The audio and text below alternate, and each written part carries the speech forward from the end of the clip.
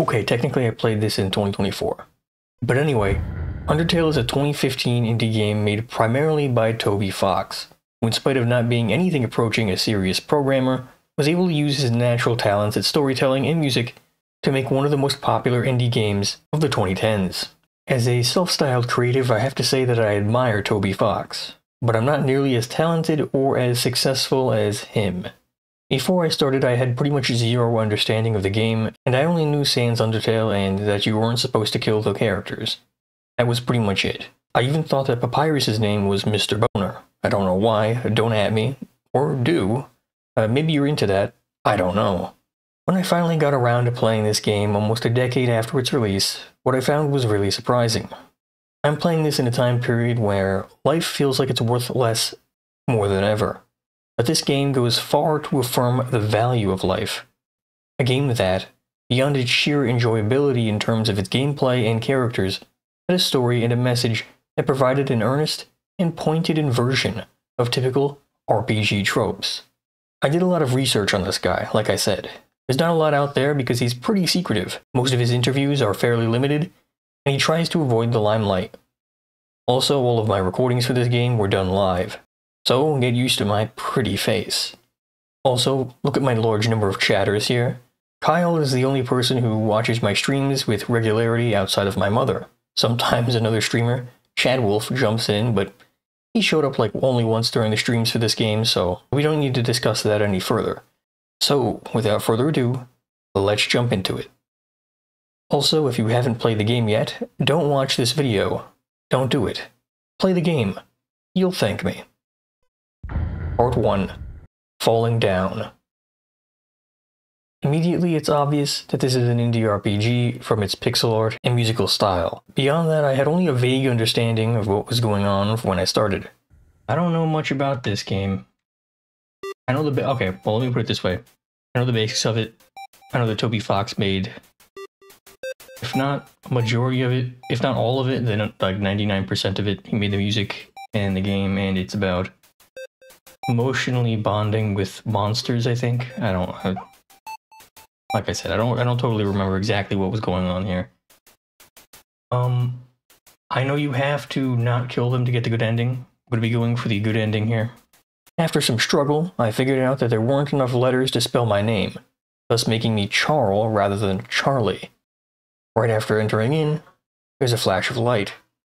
Charl has fallen down into the underworld. Hello. Let me move my mouse off the screen. Hello, Kyle. I can't spell the full name. Don't make fun of me. Howdy. I'm Flowey. Flowey the Flower. You're new to the underground, aren't you? Golly, you must be so confused. Somebody ought to teach you how things work around here. I guess little old me will have to do. Ready? Here we go. See that hurt? That is your soul. The very culmination of your being. Okay, so this is the part where you have to move the things around. Your soul starts off weak. It can grow strong if you gain lots of LV. What's LV stand for? Why, love, of course. You want some love, don't you? Oh yes, please. Don't worry, I'll share some with you. Aww. That your love is shared through little white friendliness pellets. Are you ready? Move around, get as many as you can. I know what you're trying to do, you screwball. Hey buddy, you missed him. Let's try again, okay? Oh, look at that face. You know what's going on here, don't you? Yeah, I know the type of game this is, screwball. You're done for. Fucking flower. You just wanted to see me suffer.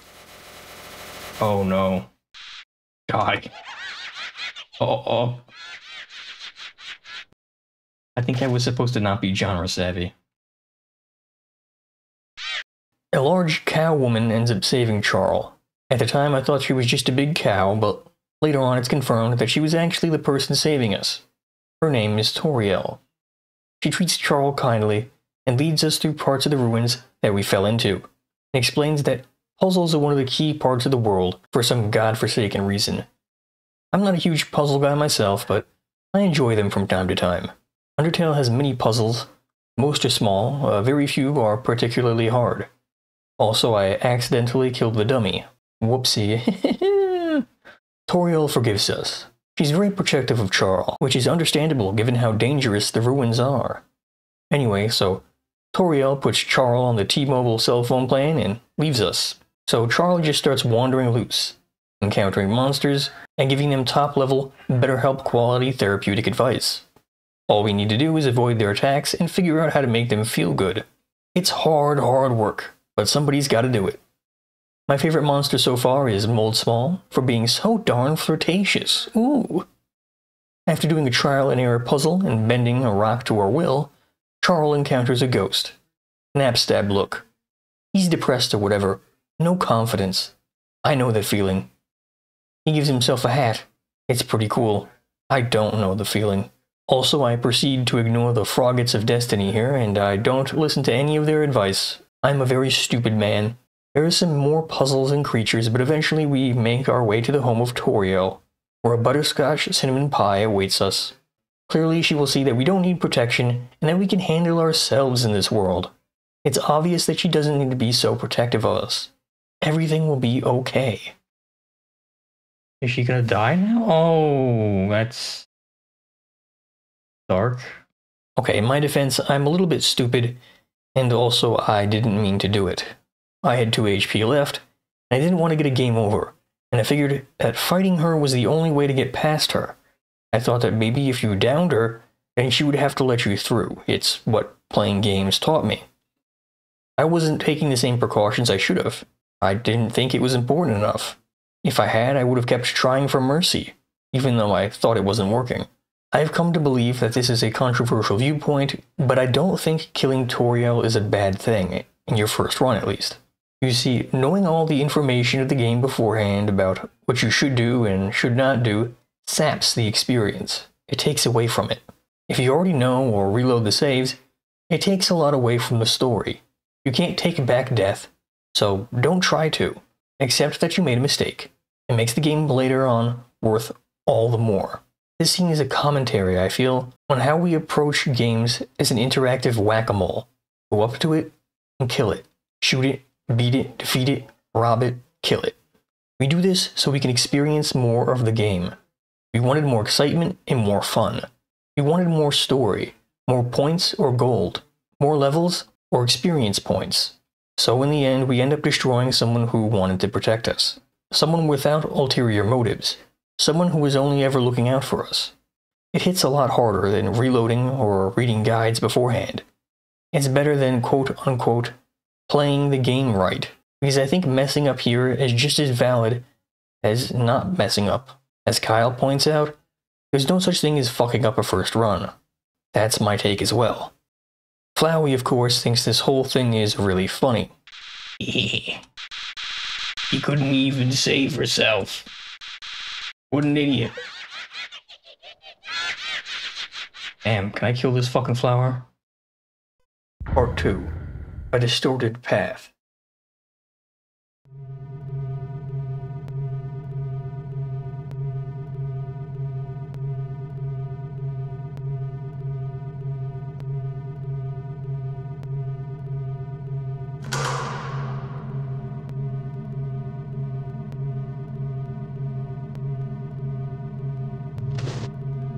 Someone's moving behind me. Shit. Go, go, go. It's Asgore.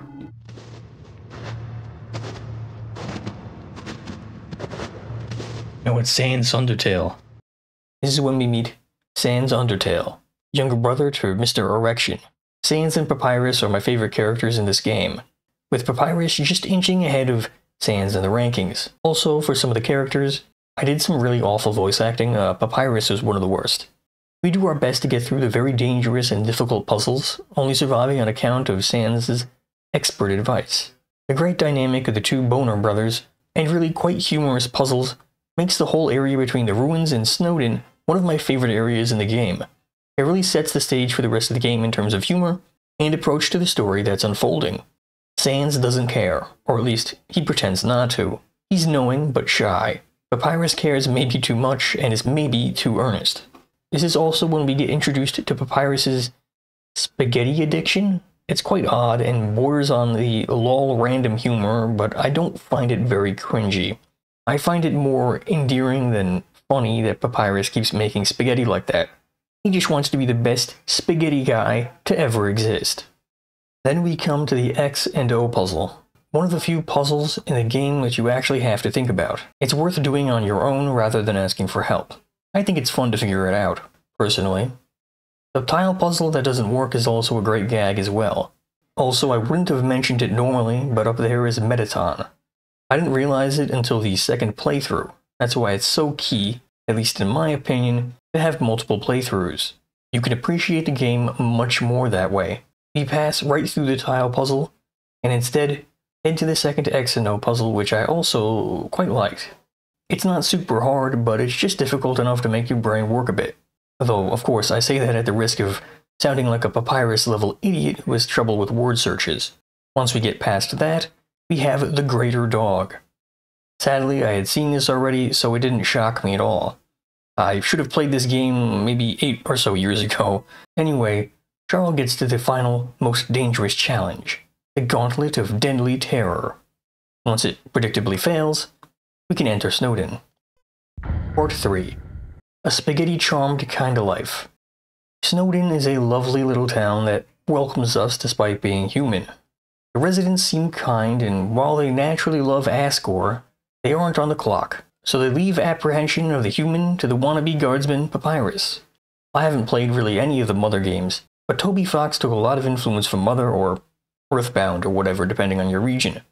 One of the most famous songs that appears in this game, Megalovania, was originally made for an Earthbound ROM hack.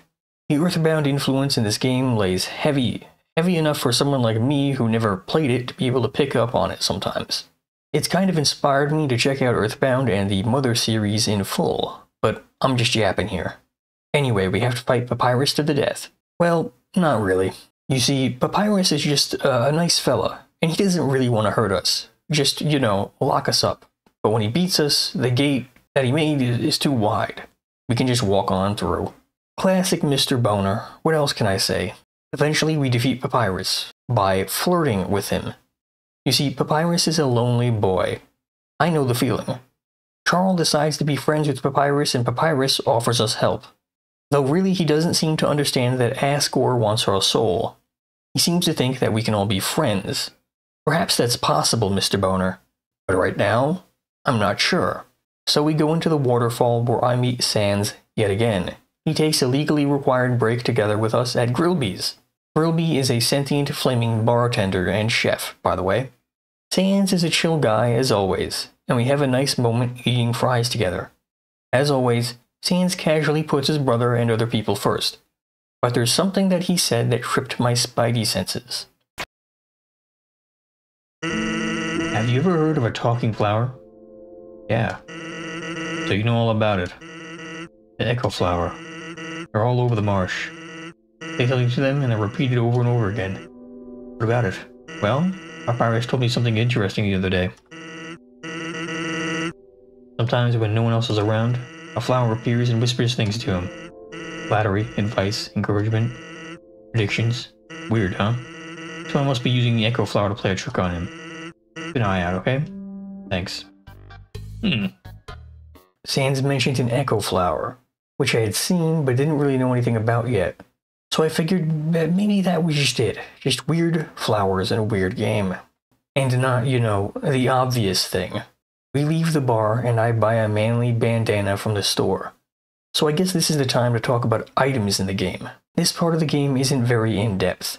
Given the overall length of the game, it's not really needed to be in-depth. I will say that depending on how you approach the game, certain items are really good. In the waterfall store, the torn notebook page seems like an ideal item for pacifist runs, since it increases invincibility time after getting hit, at the cost of taking up a weapon slot, so you get more defense and don't need to attack. But other than that, I can't think of very many items that are super useful at stores. Just like in real life, the best stuff can be found laying around on the ground, like used needles in Philadelphia. After chilling with Sans, we go on our date with Papyrus, going on a stroll through the snow and then back to Daddy's place for a little in-house entertainment. We get to see Sans' sock collection and see Papyrus' food museum. and then his many bones. Finally, we go and hang out in Papyrus's room. The dating minigame in this game is not really a dating minigame. In fact, Papyrus doesn't actually have feelings for you. He just doesn't know about relationships, and thought that if he tried to like us, that in the end he would end up liking us. Somehow that hurts more than just being rejected normally. Okay, now back into the waterfall. Just dodging rocks and stuff. But then we get to a patch of reeds, and see our newest enemy. Undyne the Undying. Undyne in her full armor, eyes blazing in the darkness. It's a terrifying sight. Or would have been if this wasn't pixel art. Undyne just narrowly misses us, and we get introduced to the kid. Who's the kid? That's the kid. They really like Undyne. They're the treasurer of the Undyne fan club, and Papyrus is the chairman. I have a feeling that they were supposed to come off as annoying to a degree, but honestly, they're just a kid. They have all the nice enthusiasm and want to be cool like their idol. I don't mind them one bit. There's a character that is far more annoying, though we will meet them very soon. Speaking of annoying, up next is a puzzle that I actually got annoyed at. The bridge seeds. These aren't all that hard, but figuring out what direction to put the bridge seeds in the water is something that I find weirdly annoying. This is the only puzzle that I had this reaction to in the game. The annoyance is dulled somewhat with the first appearance of Aaron, the muscle man of doom, that was added specifically by Toby Fox the troll Temmie Chang, since she didn't like muscles. Temmie was one of the major collaborators on the Undertale project, and now Deltarune. She has some of her own little games out that I would like to try at some point, but that's a different story for a different day. I think that there are some people who think Toby Fox did everything in the game. That's certainly how it was sold to me. But there were quite a few collaborators, with Temmie Chang being the most involved, at least from what I could see online. Waterfall is also where the Temmies start showing up, but that's later. Anyway, so we get past the stupid-ass puzzle, and Charles gets a call from his ex-lover Papyrus. He's trying to get info on our clothes for Undyne. Charles lets Undyne ID him to satisfy Papyrus. Such is the way of love and life. Past this is a mix of text boxes and echo flowers. They give us some lore about how much the monsters want to leave the underground and see the sun and stars again. I know that feeling. Then, Undyne attacks again. It's a chase scene, and you have to avoid her trident as she chases you along the boardwalk. On the second try, we escape into some reeds again. Undyne approaches, and just narrowly misses us, picking up the kid instead. We reach a safe point and things return to being cozy again. We buy ice cream, and listen to a lot of echo flowers. They don't talk back though. Charles even gets a call from Papyrus, who informs us that he ratted us out to Undyne. It's so easy being friends with everyone indeed, sir. This is also where Chad Wolf makes his one appearance in the entire playthrough. He's chill, but he isn't really an Undertale kind of guy, so he doesn't show up much. We have the kid following behind us and we walk our way closer to the castle.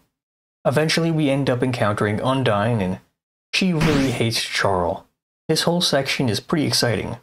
While I like the cozy sections, these fast little minigame-like segments are a great diversion from the wandering around and being a therapist to monsters. Anyway, we barely survived the fall. We ended up landing on some flower petals. There's a whole lot of trash down here, including a dummy.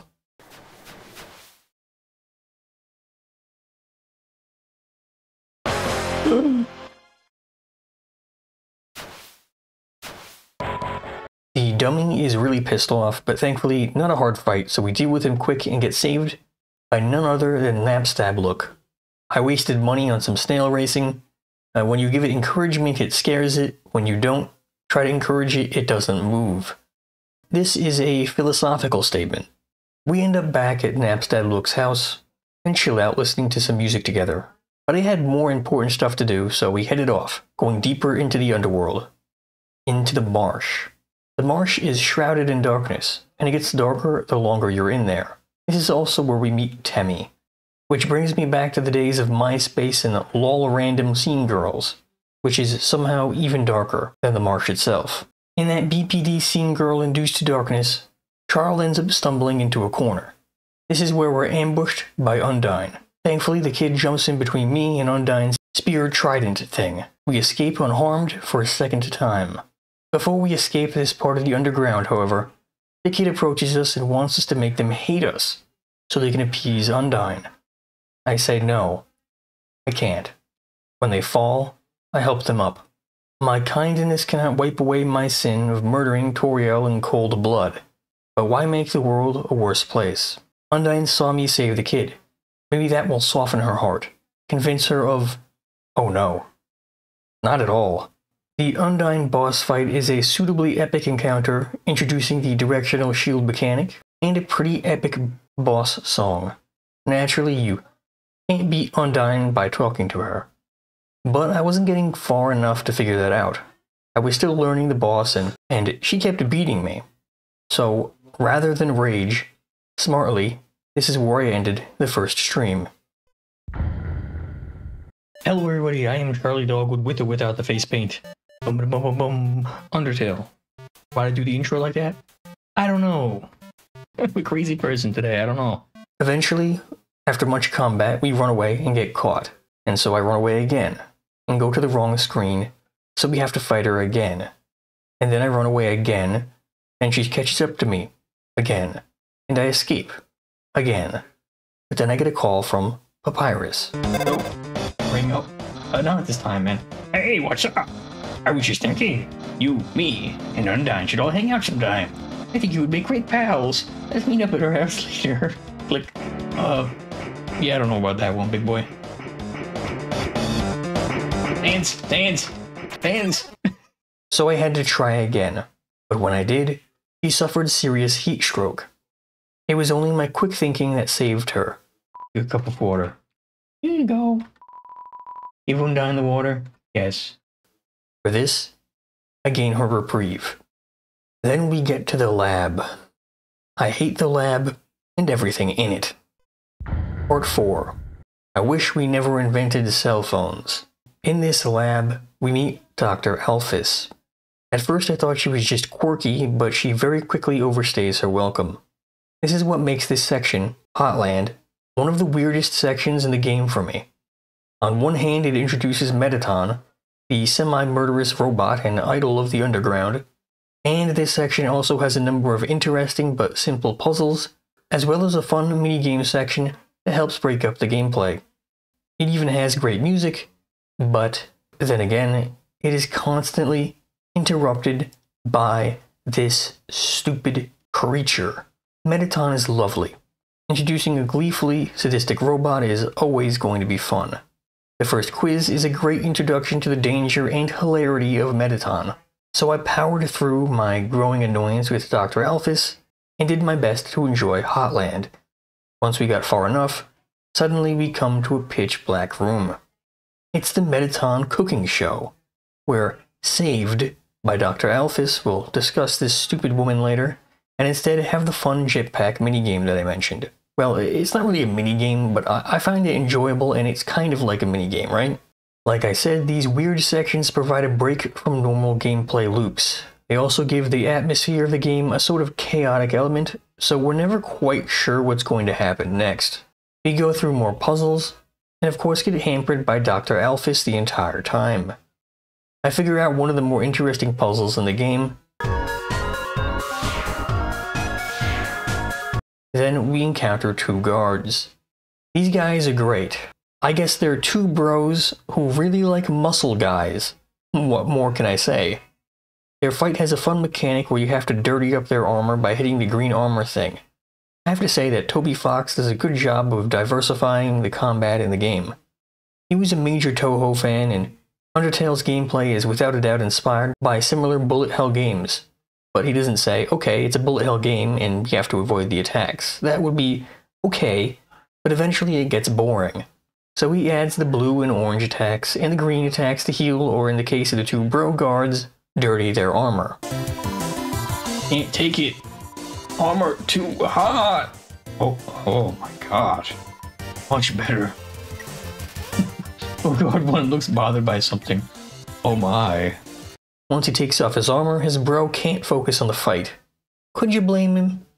It's only a matter of time before the best buds admit their feelings and go on an ice cream date. How lovely. Immediately after that is another show. This time it's the MTT News and Bomb Defusal, which is a fun diversion. It's not very hard, but you do have to try so you feel a little bit of pressure, which is what makes it enjoyable. Mettaton provides the most fun side diversions like these in the game. After that is a pair of puzzles, and then I get into another really great part of the game, the spiders. The entrance makes it pretty obvious that something scary is about to go down. Since day one I had supported the spiders, buying from their bake sale and whatnot. But the second bake sale was too expensive. I had a feeling things were going to go bad. Apparently they had been told that I love to stomp on spiders. It's bad news, folks. We're gonna have to fight the Spider Mommy. It's the worst possible outcome. The fight against Spider Queen Muffet introduces a new mechanic, paying. You can pay the Spider Lady to get her to reduce her attack for the turn, but this very quickly gets out of hand and becomes way too expensive. It takes several tries, but I found the easiest way to get through the different stages of Muffet, breakfast, lunch, dinner, and dessert, is by just being good at the game and surviving. Speaking of which, this is one of my favorite boss fights. You are given several strings to bounce your heart back and forth on to dodge the spiders. This is the main basis of the fight, except for the gigantic ravenous beast that Muffet keeps as a pet. This pet actually breaks loose and upends the box. I really do love this part. The breaking and inversion of the box is so sudden and is so extreme. It's on the far end of what you could expect. My reaction says it all. Oh my god. Hey yo, what the fuck? In fact, it was so effective that I immediately paid up. The second time around I narrowly survived, and I am spared by Mommy Muffet. And thank God I was, because I was able to see Mettaton's opera right afterwards, before immediately being sent into another puzzle. This was the most dastardly puzzle of them all, the working version of the tile puzzle by Mr. Boner. I had to try my best while Mettaton sang my goodbye. Big surprise though, well, not really. The puzzle in the firewall that was supposed to incinerate us wasn't real. We even easily defeat Mettaton in battle. Wow, isn't that nice? So convenient that Dr. Alphys helped us out there. I definitely won't hate her anymore. So, after all that hard work, I wanted a refreshment. Hey, it's you again. Business is excellent here. These two fellas brought all my ice cream. Oh. Sorry, wait. Still got something for you. Big smile, how about that? You piece of shit. Now the road to the castle was open. Almost. There was still a little bit left to go. And before we did, Sans would have to have a dinner with me. Sans was trying to have a heart-to-heart with us. Are we really making the best choices? Then he decides to tell us a story. While he was a sentry at Snowden Forest, he found a big door. One day he decided to practice knock-knock jokes there, being a jokester. But a woman answered him. She was kind and sweet, and loved stupid jokes. It was none other than Toriel, though it doesn't seem like he knows that. Sans then tells us that Toriel asked Sans to protect a human if they ever crossed through the area. You know what I'm saying? That promise I made to her. You know what would happen if she hadn't said anything? Buddy, you'd be dead. Where you stand.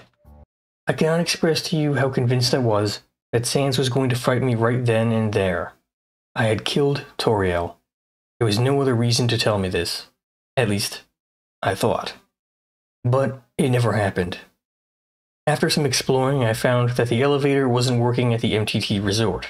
You would have to go through the core, but not before buying some fast food. Part 5. Filled with determination. And so we entered the core. Of course, then we were annoyed by Dr. Alphys again. In fact, she remains present and very annoying throughout the entire core section. After all, we still have to defeat her robot Mettaton, so she's going to stay annoying the hell out of us. One of the more notable traits of the core area is the fun music and the harder enemies. These are the hardest, non-boss enemies in the game that the game would be spitting out at me this run. Magic. The magical mercenary only says magic words. Please and thank you. I quite enjoyed the enemy designs, just as a side note.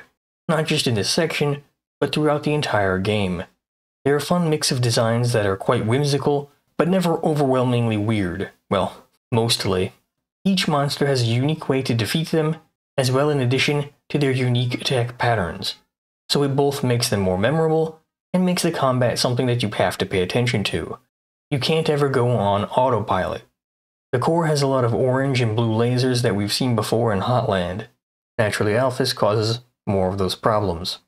We suffer a few game overs, do some puzzles, and then finally, after much toil and strife, we arrive at the end of the core.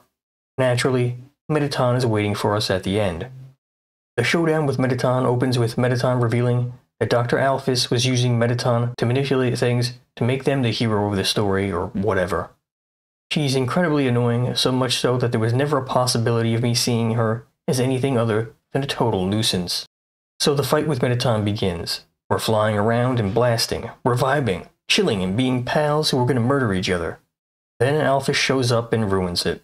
Although I guess it led to something cool, so I forgive her. We flip the switch.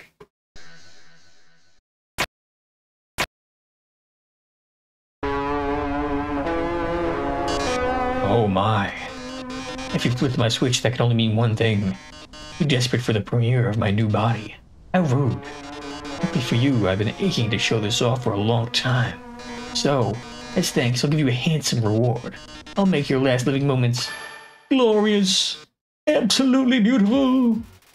Yes, Mettaton's new body and their second stage is glorious indeed, past Charlie Dogwood. Our goal is a rating of 10,000, and we have 3 actions to increase it, each approach giving different strategies. If you're injured or if you get hit, all of it affects how much of the rating you increase by or decrease by. Knowing Mettaton's attack patterns and the structure of the fight pays major dividends, but I still like the fight even though I have no clue about those things yet. Though my favorite fight overall is still the Spider Muffet. It's still a fairly difficult fight, which is appropriate for how far we are in the game. I had to try a few different times to get through.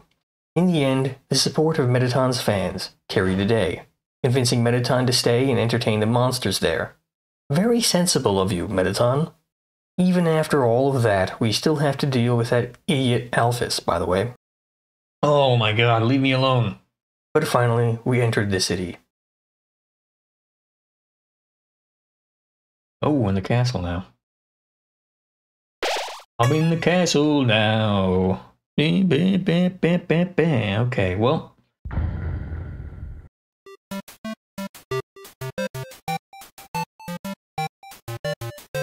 Immediately apparent upon your entrance into Asgore's city and castle is that everything is gray.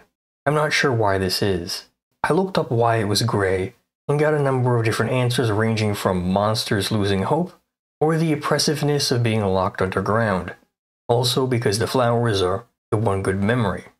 But we'll talk about those yellow flowers soon. As soon as we go past the city, we go to Asgore's house. This is the exact same home as Toriel, just not in the ruins.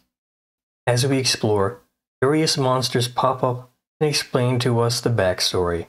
A human fell into the ruins. The son of the king, Asriel, helped the human, and the human became adopted by the king, Asgore's family. But one day the human became ill and died. For their final request, the human wanted one thing, to see the flowers of their village once again. Asriel absorbed the human soul. Sounds like this setup for a villain, huh? Asriel carried the human's body back to his village so he could see the flowers, but instead, the humans attacked him. He barely survived, but when he returned home, he died. The monsters of the underground as well as the king and queen fell into despair. It's why the world is the way it is. This is why Asgore demands the souls of humans, so that the suffering of monsters may end, and that they may be free again in the above ground. When the story is finished being told, we are in a long hallway. Before we advance further during the story, Kyle also mentioned some of the controversy of killing Toriel, and the concept of playing the game the right way and the wrong way. And I agreed with him. He literally had to stop playing game 3 episodes in because people kept yelling at him for killing Toriel and playing the wrong way, not to mention a bunch of spoil. Oh, I see. Yeah, it seems kind of silly. It's unfortunate. you do have to let people kind of experience the game as it is, because like if you don't do that, if for example, like if you just said, oh, you can't kill Toriel, that's not the right way to play it, I would have stopped, restarted, redone it, and I wouldn't feel the kind of like, I don't know, I was gonna say loss. It's a video game character, so I don't feel loss, but it's like, okay, I made too harsh. Maybe I'm too used to killing things in video games. You know. The truth of the matter was that the weight you feel from killing Toriel adds emotional heft to the story and makes you question why you did what you did. Just playing the quote-unquote optimal way doesn't really do the game justice. It's trying to impart a message, and I think killing Toriel and then kind of feeling bad about it is part of this message. But back to the hallway. We walk down, but we stop partway through. It's Sans Undertale. Oh, it's Sans. I think.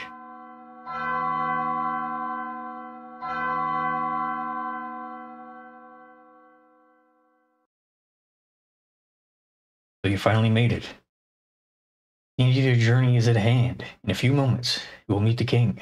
Together, you will determine the future of this world. That's then. Now, you'll be judged. You'll be judged for your every action. You'll be judged for every XP you've earned. What's XP?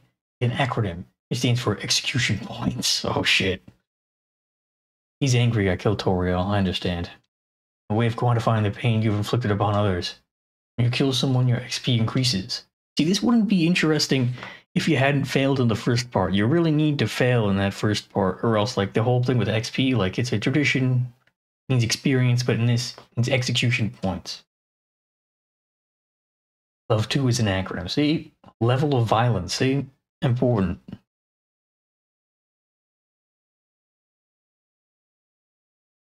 The more you distance yourself, the less you will hurt. The more you can easily bring yourself to hurt others. Now you understand. It's time to begin your judgment. Look inside yourself. Have you really done the right thing? I made a mistake. Considering what you've done, what will you do now? Take a moment to think about this. ... It doesn't really matter what you said. All that's important is that you were honest with yourself. What happens now, I leave up to you. I did mess up at one time, but generally I've been a good boy. I only committed one murder, okay? It was one murder. Okay, plenty of people do one murder and then stop. I stopped. I'm one of those people who does one murder and stops. After justifying murder, I continued forward. Charles had one last place to see before the king's throne room. Okay. Coffin. There's a name engraved on it. Carl. Empty. I don't know what I expected, but yeah, they're really killing motherfuckers up in here. So finally, after many hours, Charles enters the garden, now the throne room of Asgore. It is a totally green and gold room of color. It is the total opposite of the rest of the castle and city. For some reason, in a split-second decision, I decided that Asgore should have the voice of Goofy. Dum-de-dum. Oh, is someone there? Just a moment. I have almost finished watering these flowers. Or rather, a very bad impression of Goofy. I'm doing the voices so it gives the characters more character, see? Smart. Asgore is happy to see us, but also isn't happy to see us, if you get what I mean. There's only one thing we can do.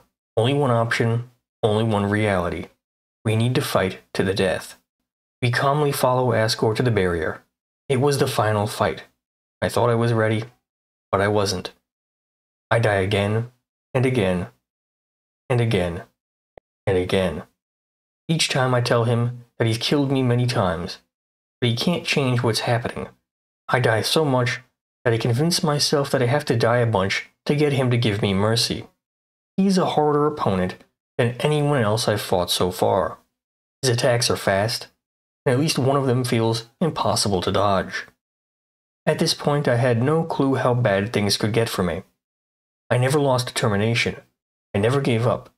But without a way to talk to him or to try to mercy him, or find a mercy for me, there's no way to go forward. Okay, so there's basically no difference. Very well. We'll just have to fight him normally. So I did something that I didn't want to do after about 20 deaths. I made the decision to fight. At a certain point, I'm just going to kill this guy. Honestly, you know what, fuck it. It wasn't an easy choice. I was afraid of doing what I did to Toriel, but I didn't know what other path there was, so I attacked. While it wasn't easy, I just had to keep trying to survive and dish out as much damage as possible. Now that I went through his attacks so many times, I was actually pretty good at avoiding his attacks, so it wasn't going to be a particularly difficult fight from then on. Eventually, I delivered the final blow and knocked Asgore to his knees. Well, that is how it is. I remember the day after my son died. The entire underground was devoid of hope. The future had once again been taken from us by the humans. Yeah, well, you're not letting me pass. I want to leave. In a fit of anger, I declared... Oh, that's why I killed Toriel, so maybe maybe it's a learning moment. In a fit of anger, I declared war. I said that I would destroy any human that came here. I would use their souls to become godlike. Free us from this terrible prison. Then I would destroy humanity. That's kind of rude. And let monsters rule the surface in peace. Soon the people's hopes returned. My wife, however, became disgusted with my actions. She left this place, never to be seen again. Oh no, I killed your wife. Oh.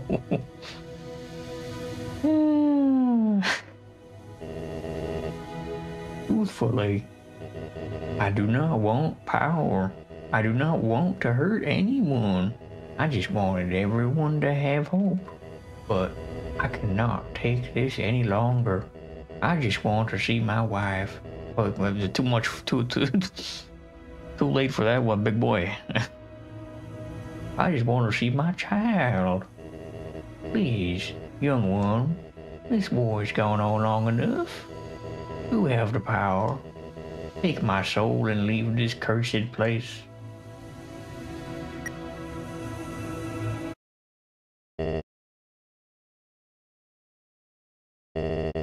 After everything I have done to hurt you, you would rather stay down here and suffer and live happily on the surface? Well, I did kill your wife, so... I mean, maybe I should have killed him to, like, cover it up. You think I could do that now? You think I could... A different choice? Human, I promise you, for as long as you remain here, my wife and I will take care of you as best we can. Well, we can sit in the living room telling stories, eating butterscotch pie. We could be like a family, and it's just fucked up. Oh no.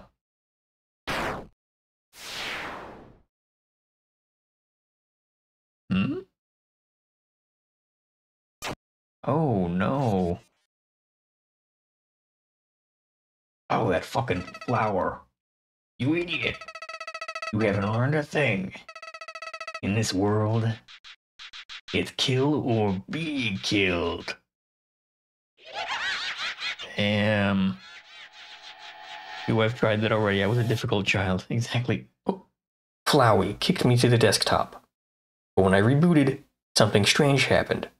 Instead of being filled with determination, Flowey was there, and he wanted to aggressively murderize me. In true villain fashion, he tells me his evil plan, and what ensues is one of the most insane boss battles in the game. You really think you can stop me? You really are an idiot. No, I'm the main character, you jerk. Oh no. Oh no. Oh no. Oh no.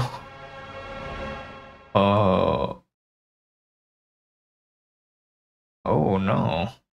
Yo, what the fuck?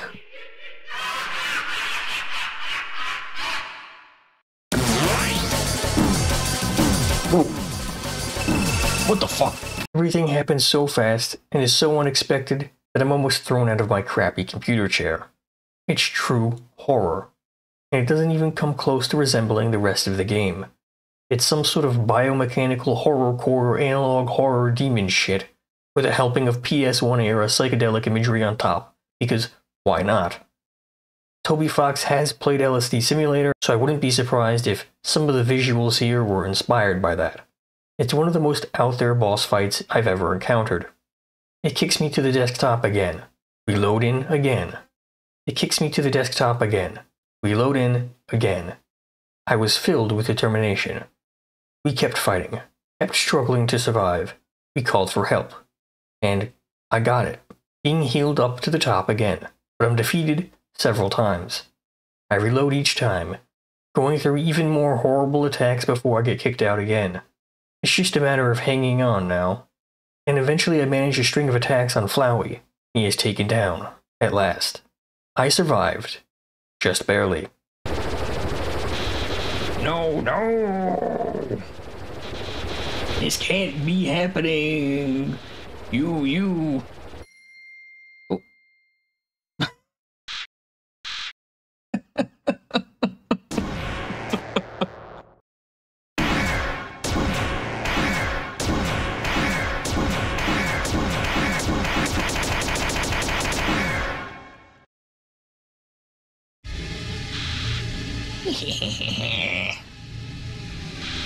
Did you really think you could defeat me?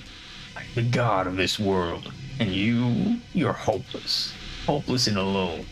Golly, that's right. Your worthless friends can't save you now. Call for help, I dare you. Talk to the darkness. Mommy, Daddy, somebody help. Mr. Boner, assistance. You called for help. But nobody came. Boy, what a shame. Nobody else is gonna get to see you die.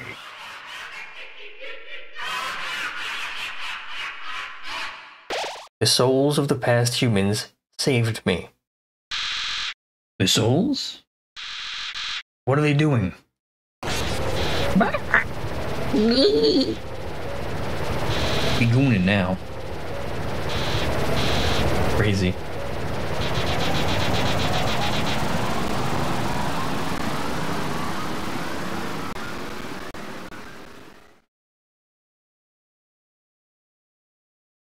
I was given a choice of how to deal with Flowey. He was evil, but honestly, I kinda digged his style. My man's got that murderous, sadistic killer swag. What could I say? I gave him mercy. Maybe he could get redemption like I had for killing Toriel. He keeps trying to push me away. Keeps trying to get me to kill him. I finally get him to tearfully run away. Then we get the credits and an update from the underworld from the monsters. Undyne becomes queen. Papyrus becomes the most important royal position. That's it. That's the title. The ending to this felt kinda empty. It was limited, and that's pretty much all I got. Kyle mentioned that there were more things that I had missed. I didn't know this at the time, but that was an incredible understatement. At the end, Flowey gave me a challenge. Get to the king without killing anyone. Then he'll let me have a happy ending. I probably should have listened to Flowey. I probably should have killed him. But the game was over. I turned it off and got ready to end the stream. I think I might do a genocide run first before I do like the perfect run. Hell of a name for a run of a game, by the way. Part 6. Genocide. Throughout history, there's been a notion that genocide is wrong. I'm here today to challenge that notion. Oh, hey Flow. Hey, remember? Don't kill anyone. I can't believe this is a real thing I have to remind you. Good luck.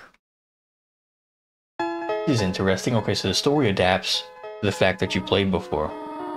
I wasn't aware of this, but the game adapts to past playthroughs.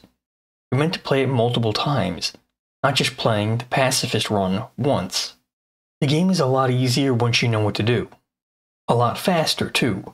I was kinda surprised that killing creatures in front of Toriel doesn't elicit any commentary from her, but basically the first part of the game is the same. All you do is walk around and kill. The music certainly helps the game pass by quicker, I'll say that much.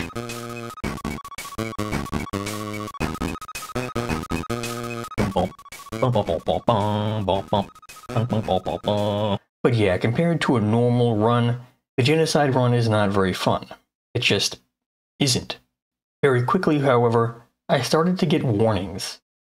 All while I was out killing monsters and wasting time, and not even really enjoying myself, just killing and killing and killing. You can't even kill Napstablook, because he's, a ghost. I didn't even understand how the genocide run worked. I didn't realize that you had to kill everyone at that time. I just figured that it was whoever I came across. Very boring, big boring. The genocide run sucks. It's grindy and annoying, and I think it's that way on purpose. You're not supposed to have fun doing this. Ultimately, the protestations of Kyle and another viewer who wandered into my stream caused me to reconsider. I was very eager to be a war criminal today. Okay, if you gentlemen. Everyone says so. Part 7. We come in peace. Okay, this is the not genocide run. Let's get to it. Now, I was on my pacifist run, and honestly, I was a lot more comfortable with that. Flowey isn't even waiting for me this time, but Toriel was. It was good to see her again. This time I felt like I could fix some of the mistakes that I had made. Sure, it was just a character, and to be truthful, characters and what you do in the game with them has no real relation to reality. I think there's a tendency to associate fiction with reality these days, and it's been the case for some time now. But Undertale is a morality play. More like something Thomas Dickens would have written if you had given him mind-altering substances and a game maker dev kit than an average indie game. Would you fall to your base, animalistic emotions, or would you hold yourself to a higher standard? Would you choose the easy path that you knew, slaughtering everything in front of you? Or would you take the time and show kindness, even to something that wasn't real? I will not kill the dummy this time, which I did. For the first time I killed him accidentally. Dummy. Fuck. You talked to the dummy. Doesn't seem much for conversation. Toriel seems happy with you. You won, you earned 0 XP and 0 gold. The irony with all of this, of course, was the pacifist runs are much easier than genocide runs. But we can talk about that a little bit later. Advancing through pacifist runs are fairly easy. Just avoid getting hit and don't hit the monsters. Once you know how to fix their mental issues, it's pretty easy. But I would still say that a pacifist run is not a good first run. Not just because of the lesson the game tries to give you for quickly killing Toriel, but because going through something twice means you catch all of the details. Or at least most of them. Now, with the context of the knock-knock jokes, the patting on her head that she does before we go to bed, all of it is rather sad. At least in the Toriel section. It doesn't take us long to arrive at Toriel's house. All the while with Kyle dropping various tidbits of game knowledge along the way. Playing with friends is almost always more enjoyable than by yourself. Anyway, there was stuff that we had to do at Toriel's house. Getting past Toriel this time was actually scaring me a little bit. While you could reload if you messed up, doing so was logged by the game. I wanted a totally clean record, so to speak. The first time when I killed her, I didn't even intend to kill her. I just figured that I could beat her down and just go on. But in truth, she could have just lowered me down to 1 HP and would have stopped. Toriel does not want to hurt you. If you survive long enough, she gives up and stops attacking you. While she tries to convince you to stay, I couldn't remain with her. I had a game to win and a world to save. Leaving Toriel's place and entering the forest for the second time, I felt a lot better than the first. Not only had I not killed Toriel, but this time I knew I was going to see Sans and his brother again, and this time I wouldn't get threatened by Sans with death. And to be honest, meeting the two skeleton brothers again was really great. Sure, I already met them and knew all the gags, but it was nice. The dialogue in this game is really something that's light and fun. Never too much, but just enough to characterize the characters. I enjoy it. Well, except for Dr. Alphys, but we'll talk about her later. Everything was going well and to the plan. Nothing new or interesting, until Kyle taught me something. You use this stick to skip most dog encounters. Oh, interesting.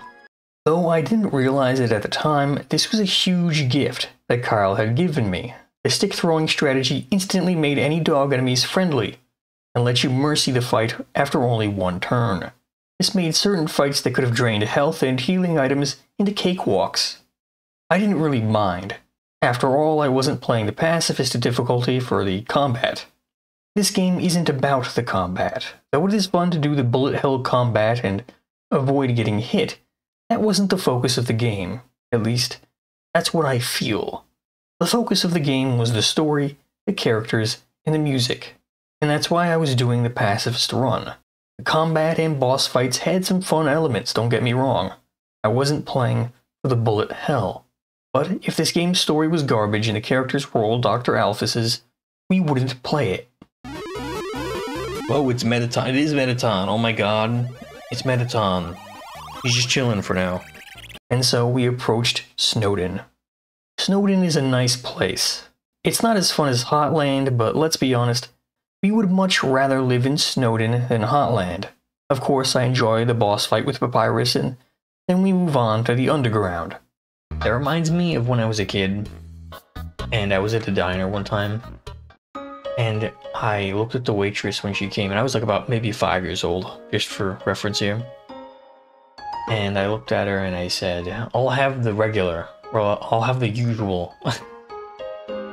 as if I was going there like every day and she knew my order.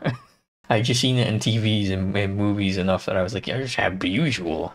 Like, fucking who knows what that means. Because that was about the time when the Iraq War was starting, and I remember that very specifically because at that diner I remember seeing the footage of them bombing Baghdad. It's a core memory of mine, is us bombing Baghdad, so shout out to Iraq. I arrived at Undyne's section in the waterfall area. The waterfalls are one of the areas I like less than the others, and on replay my assessment doesn't change. In fact, it's close to my least favorite section, with the exception of the Undyne chase. Other than that, I don't find it super interesting. There's a lot of stuff that happens, but I don't find it particularly interesting, and there are some parts, like the waterflower puzzle, that I really find deeply annoying for some reason. Maybe I'm just weird. At least it is a lot faster now that I know what I'm doing. Hello, seems like a regular training dummy. You want to beat it up? No. You stare into each other's eyes for a moment. Bye-bye. Why is he angry? I didn't kill your brother. I really don't get why the dummy fight seems to be mandatory here. Undertale is one of the games with a surprising amount of reactivity, so I don't get why this part isn't reactive to player choice. It's just one of these elements that kinda lessens the enjoyment of the waterfall section, unfortunately. As always, nice to see Napstab Look. This area with Napstab Look and Undyne's houses are one of the real bright spots of the area. It's nice to sit down and enjoy the ghostly tunes with him and chill. Visiting Undyne's house was something that would happen later on in this run, though. I think my least favorite monster in this game is the Temmie, which you encounter just after Napstab Look's house. That moving back and forth motion gets me every time. I'm just not good enough. We save the kid and help them out. I'm sure you know the story by now. But naturally, we still have to fight Undyne. That boss fight is probably a tough one no matter what experience level you have. Though I have seen the Sans fight, I can't imagine how much more difficult it could possibly get. The Undyne fight is just one of those fights where I die a lot. It's a good fight, just hard. It also doesn't help that I forgot how to win the fight, so I have to refight her a few times. All in all, the Undyne fight cost me 15 minutes. Not a lot, but more than some of the other boss fights in the game, even on the first run. As we returned to the Hotland once again, I saved Undyne as I did before. I was going to rush into the lab and continue, but I wasn't sure how much more of a stream I was going to have left next time if I just rushed through Hotland, so I did the sensible thing and wandered around for a bit. Then I went to Undyne's house. Mr. Boner tried to usher us in, but Undyne wasn't really happy to see us. We do enter in anyway. Undyne has a nice house. She even has a drawer of bones. Anyway, so Papyrus flies out the window. Now we're left with Undyne, and we're going to hang out. We're going to become besties. We make a tea, and it's pretty good in spite of the looming threat of imminent murderization by Undyne. For our bravery, we're treated to a story about Ascor. She tried to fight him one day, but he beat her butt. Ascor, am I right? So he became her teacher, making her into the great warrior she was today. Undyne has a lot of weight on her shoulder. Ascor, her mentor and friend. Papyrus, her too innocent to become a guard friend. And, as we'll find out later, a close relationship with Dr. Alphys. Anyway, we set Undyne's house on fire, and we get her seal of approval. How lovely. Right after that, I ended the stream. When I began the stream, I wasn't sure what was going to happen. I had kept myself in the dark about the endings for a reason, and now today I was going to get my big reveal that I had waited for. I was excited to be finishing the pacifist route, but I wasn't sure what I wanted to do afterwards. So I had a sense of excitement and also anxiety. Plus, honestly, I had no clue what the true ending was going to be. And so I returned to my favorite and least favorite section of the game, Hotland. I cannot describe how deeply unhappy I was to see that annoying, ugly, stupid, unattractive, repulsive face of Dr. Alphys once again. But there's a great benefit to having go through this section a second time. I could just skip all of her dialogue. It's a lot easier once you know what's gonna happen. You don't have to listen to her. Because Hotland isn't particularly long if you don't have to talk to her.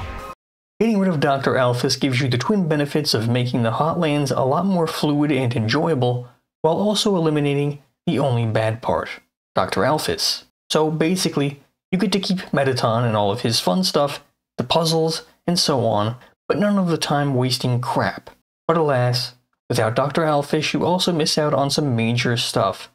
It's actually kind of distressing how important she is to the main plot later on. We move on to the fun Mettaton diversions, and then we continue through Hotland, this time noticing how obvious Dr. Alphys was pulling the strings from behind the scenes. More puzzles, more fun, even though I already know how to solve them, so I guess there was no point in them in the first place. Then we get to the best part of the Hotlands, the spiders. I get the impression that Muffet and the spiders are sort of underrated relative to the other parts of the game, but I really do like her boss fight.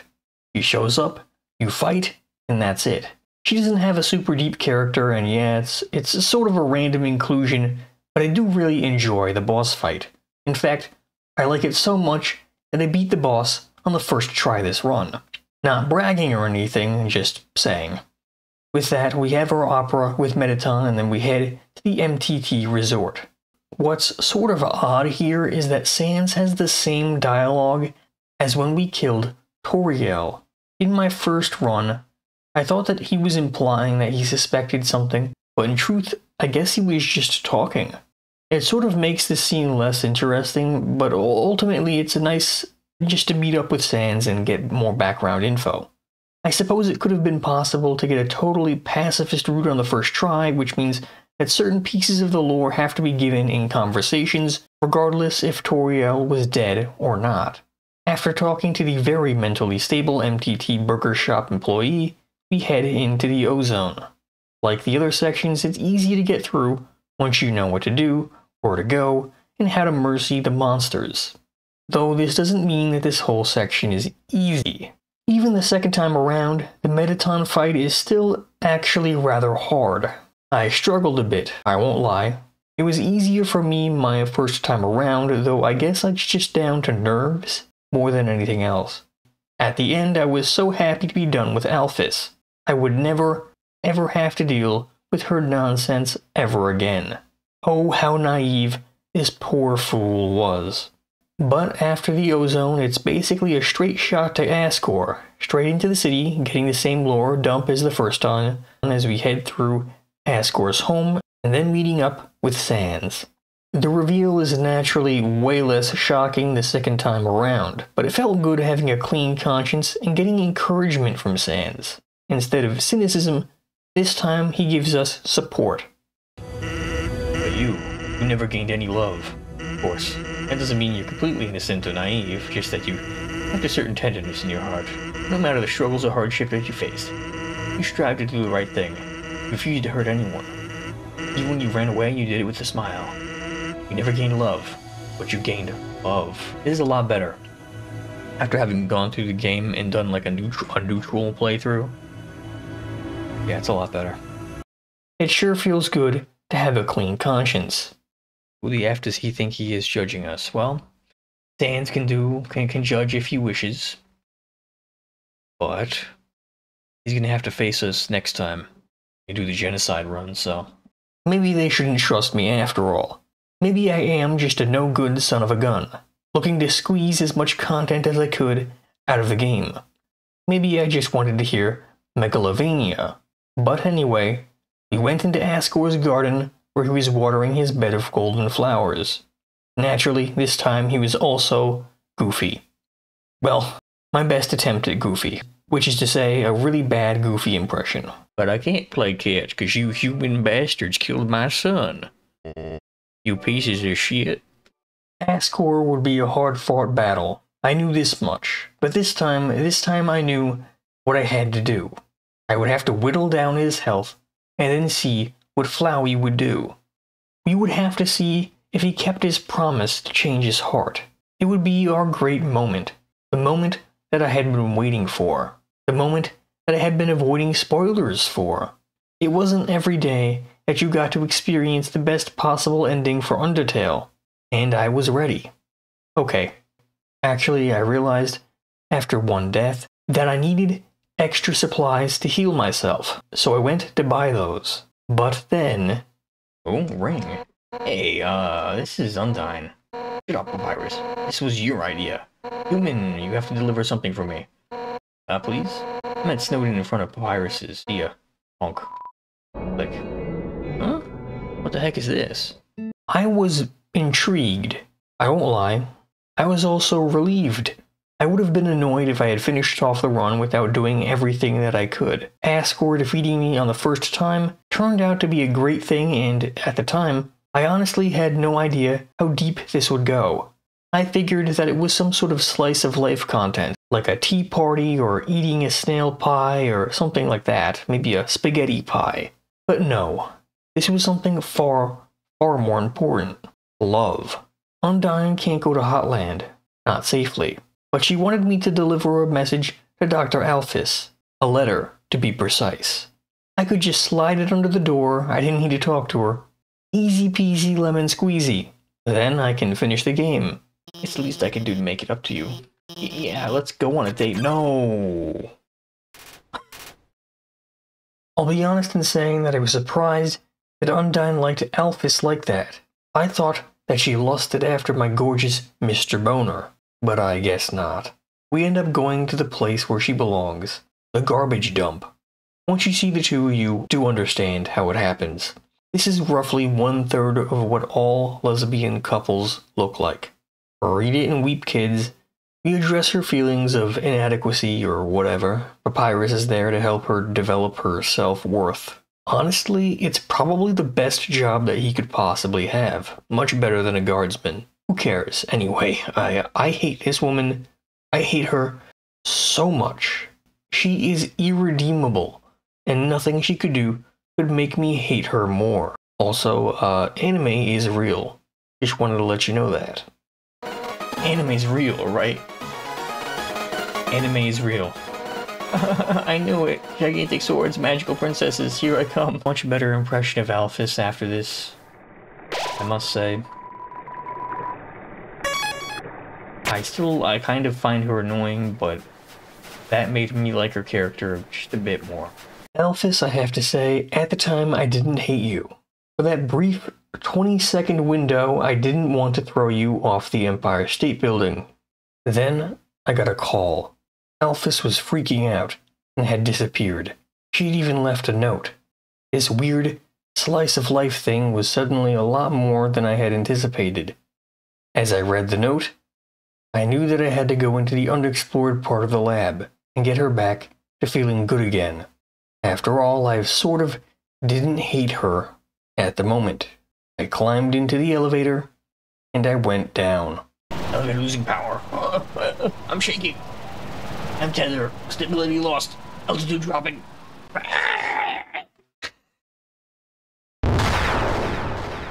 The hell's going on here, man? Part 8. What the hell's going on here, man? What the hell? Entry number 1. This is it. Time to do what the king asked me to do. Oh no. I'll create the power to free us all. I will unleash the power of the soul. Oh my god, she's like a fucking Nazi scientist. Entry number 2. The barrier is locked by soul power. Unfortunately, this power cannot be recreated artificially. Soul power can only be derived from what was once living. So to create more, we'll have to use what we have now. Souls of monsters. Oh no. Entry number 3. But extracting a soul from a living monster would require incredible power. Besides being impractical, doing so would instantly destroy the soul's host. And unlike the persistent souls of humans, souls of most monsters disappear immediately upon death. If only I could make a monster's soul last. Oh no. Entry number 5. I've done it. Using the blueprints, I've extracted it from human souls. I believe this is what gives their souls the strength to persist after death, will to keep living. Resolve to change fate. Let's call this power determination. Oh? The lab is a strange, sudden departure from the rest of the game. The other locations of the game are not even close to being as creepy as the underground lab. It's this sort of dark, industrial look that isn't really anything that we've seen before in the game. Even fighting Flowey earlier had this weird biomechanical look to it that was its own shock, but this had a horror game feel to it. The results were these strange creatures, mashups of different monsters in different parts. They look like they had been mutated or deformed. Even their attacks are a mix of different attacks from other monsters.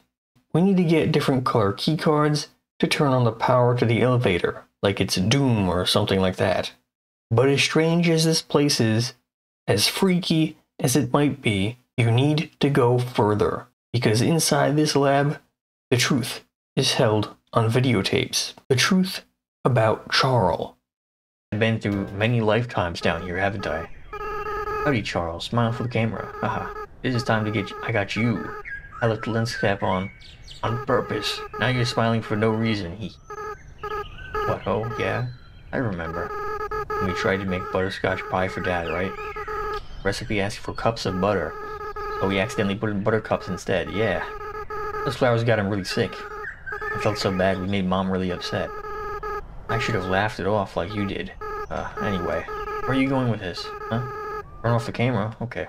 And while this lab is a creepy, circuitous place, eventually we find keycards and turn the power back on. But the monsters are coming for us now, approaching us. But something more horrible than even they arrived. Dr. Alphys.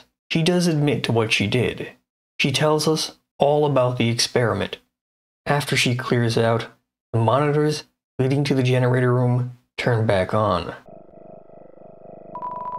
Entry number 8. I've chosen a candidate. I haven't told Asgore yet because I want to surprise him with it. In the center of his garden, there's something special, a flower. A brisk golden flower that grew before all the others.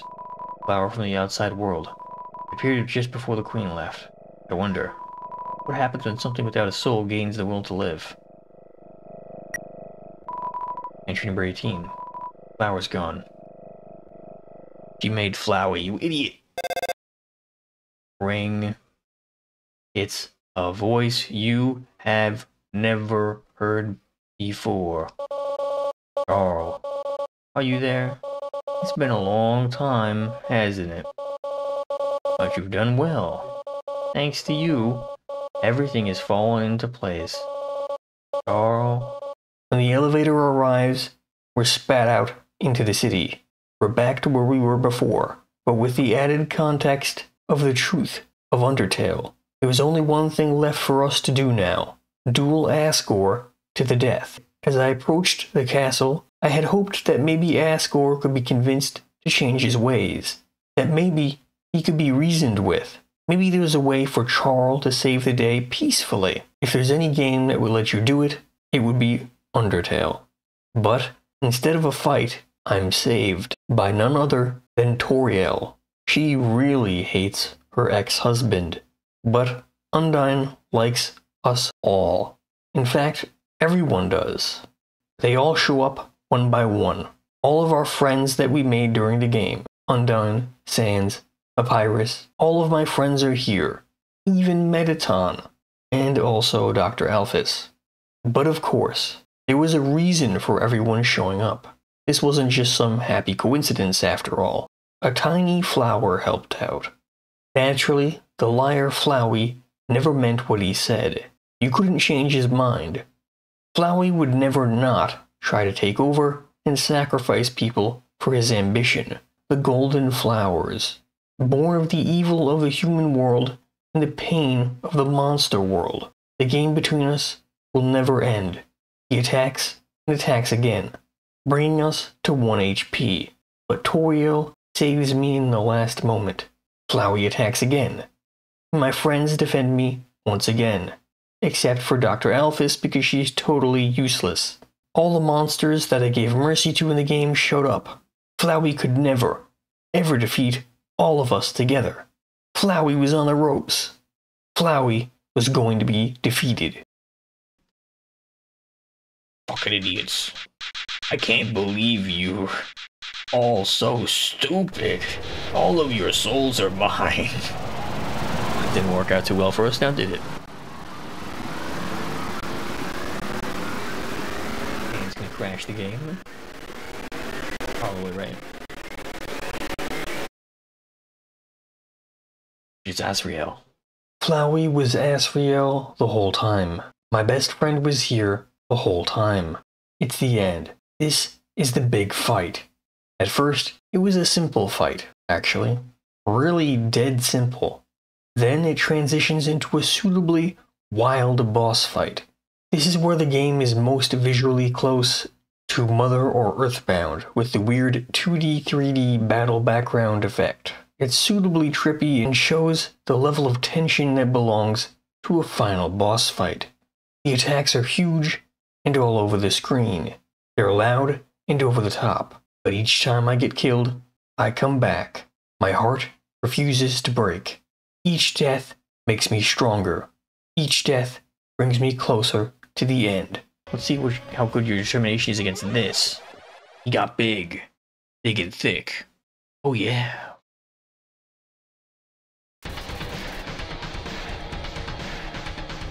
The fuck? Asriel's final form. It is his most horrifying appearance. It is his true appearance. All that was left was to struggle, to try and hold on against an unstoppable foe. All that we could do was stay alive long enough to save our friends. Each time we do, they appear and we have to endure their attacks as we address their trauma. Monster better help, like I said. After we saved them, there was no one left to save, except for Asriel. Mercy for Asriel. It seems that there is still one last person that needs to be saved. But who? Suddenly, you realize. Reach out and call their name. What are you doing? I'm gonna save you. What am I, Steven Universe? Steven, we're gonna have to kill him. Damn.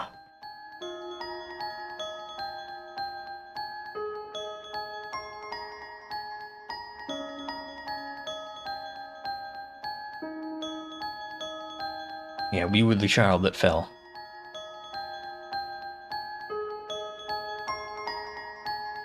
You feel your friend's souls resonating within Asriel. Asriel had nothing left in him. Our kindness had weakened his anger. Charles. I'm so alone, Charles. I'm been turned into a fucking flower and my dad's a racist. Okay, man. Okay.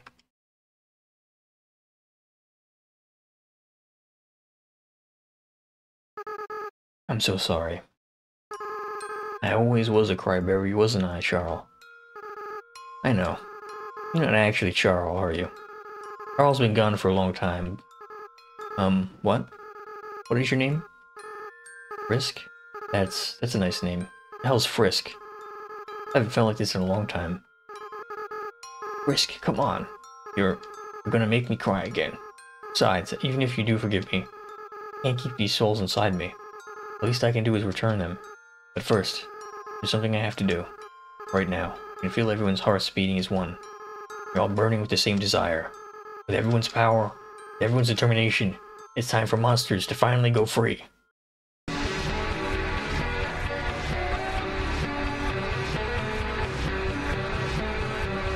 What? Did he win? Bruh, the fuck? We're all racist. Everyone in this game starts racist. Exactly. We're all racists. Even me, even though I'm not a monster. Barrier was destroyed.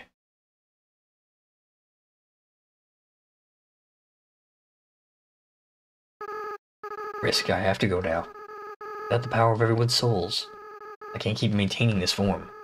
In a little while, I'll turn back into a flower. There's nothing wrong with being a flower. I'll stop being myself.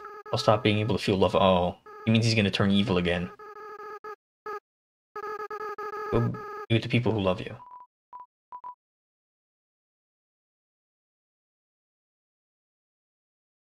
The humans were racist too. That's how the whole game starts. No, I was racist also against humans.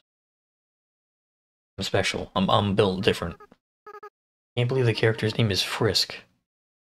The name of a fucking breath mint in Japan. The Japanese breath mint. Frisk, this is all just a bad dream. Please, wake up. Charles awoke, gooned out on the floor. Charles was surrounded by all of his friends. They all wanted to talk to him, to discuss what happened, and how excited they were to experience the new world that they've been allowed to enter now that the barrier was broken. Apparently, the entire underground had new dialogue, but I didn't have time to read the dialogue. I was going to have dinner in like 5 minutes. You'll have to get the pacifist ending yourself to get the special dialogue. And so, we left the underground. I'm ready. Cuck the king. Fuck the king, yes. You'll have to sit in the cuck chair. The cuck throne.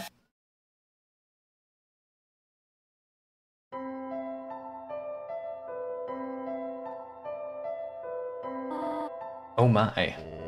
Isn't it beautiful? Everyone? Wow, it's even better than on TV. Way better. Better than I ever imagined. Frisk, you live in this with this? The sunlight is so nice and the air is so fresh. I really feel alive. Hey, Sans, what's the giant ball? We call that the sun, my friend. That's the sun? Wowee! I can't believe I'm finally meeting the sun. I could stand here and watch this for hours. Yes, it was beautiful. We should really think about what comes next. Oh, right. Everyone. This is the beginning of a bright new future. An era of peace between humans and monsters. Risk, I have something to ask of you. Will you act as our ambassador to the humans? Be the ambassador? Yes. Yeah, Frisk will be the best ambassador. And I, the great Papyrus, will be the best mascot. I'll go make good first impression. Oh no. Well, someone's got to keep him from getting into trouble. See you guys. Yeah, I was gonna say, you need to go run off after that, man. Man, do I have to do everything? Papyrus, wait. Hey, Undyne, wait up. Whoops.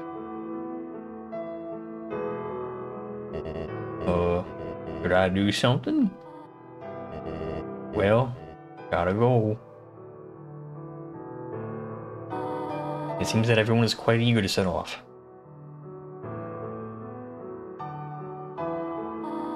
Risk, you came from this world, right?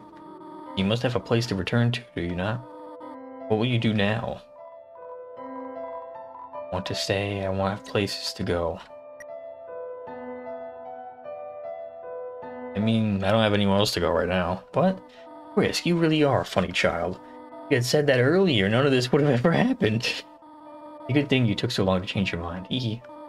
Well, I suppose. If you really do not have any other place to go, I'll do my best to take care of you, for as long as you need. Alright, now, come along. Everyone is waiting for us. As the credits rolled, we got to see all of our friends living new, happy lives above ground, or below, if they chose. I can't say that I'm a professional game critic or even a particularly good one, but I'll give you my 2 cents if you'll listen. All in all, Undertale is an incredible piece of software. It's fun to play, and it's enjoyable to experience, which is key for any game, but it's not necessarily the focus. The story and the characters work incredibly well. All said, the package is one that gels well together. The music and art also just elevates it even further. It provides the perfect platform to discuss the fact that games are really typically about destroying monsters or enemies. Violence is key to the game experience for many games, even if you're just stomping on Goombas, unless you're playing Peggle or whatever. The game places kindness over violence, which, at the time, was a really fresh inversion of how many games were. Remember, back in 2015 when Undertale was released, Stardew Valley and the many cozy games and those similar to it had yet to come out. It's a refreshing take to games that combines a great story with fun gameplay. In short, it was exactly what the gaming space wanted at the time. And honestly, its focus on peace and respecting life is also what I wanted at that time as well. It hit me right in that sweet spot when I felt like I needed Undertale. The only criticism that I have is Toby Fox's approach to the genocide run. Though he almost certainly had no idea that the game would become the success that it was, and thus have the reputation that would essentially spoil the entire concept of the game to most people, locking the hardest boss battles and putting in a great music track, Metroidvania, behind the genocide run made gamers want to go after that ending. Though it really would be a shame to lose such an iconic boss battle, if I had my druthers, I wouldn't have included those tough boss battles or the music. I wouldn't want to encourage people to look for content in the genocide run. That way, when someone plays it, they really will be just squeezing the game for content. But that's just me. Getting the genocide route ending was actually something that is supposed to result in the game getting deleted from the hard drive, but the code is written in such a way that it doesn't work anymore, as it was supposedly changed by Toby Fox later on. Apparently, I'm not a programmer. In the end, I was never able to do a genocide run. It just felt wrong. I had gotten the best ending, the ending that I had wanted. Everyone was happy. Why go back and ruin that for the sake of a boss fight? To say that I got 100% on a game that I spent $10 on? Buddy, I have a Steam library filled with games that I've never even played. I don't need to feel a sense of pride and accomplishment when it comes to this game. If you choose to do otherwise, that's your right. I know it's not that deep, but it's how I want to engage with the game. Undertale is a game created primarily by a single guy with some limited help from the outside. It is apparently built up of such bizarre spaghetti code that if you tried to fix it, the game would break, like when your mom tries cleaning your room but somehow everything you left out is missing and in places that don't make sense. The entirety of the game's dialogue is just one statement. I don't know how it works, but it do. It's kind of a miracle that a guy with no programming knowledge, probably only a little bit more than me, managed to make this thing. If it works, it works. Don't touch it, don't try and fix it. It's not really a surprise that the game was popular in retrospect. It fully embraces much of the aesthetics and sensibilities that were coming into popularity during the mid-2010s, paired with enjoyable combat, great characters, outstanding music, and a story that you could really get hooked on. But I'm sure that Toby Fox had no idea how big it was going to become before he released it. If you pour your heart into something, you might just get lucky, just like Toby Fox did. Some people in my position might feel jealousy. I just see it as an aspirational goal. I give Undertale a 69 out of 5. Comment, subscribe, like, share the video, and check out my Twitch or VOD channel. All links are in the description. See ya. Thanks for watching.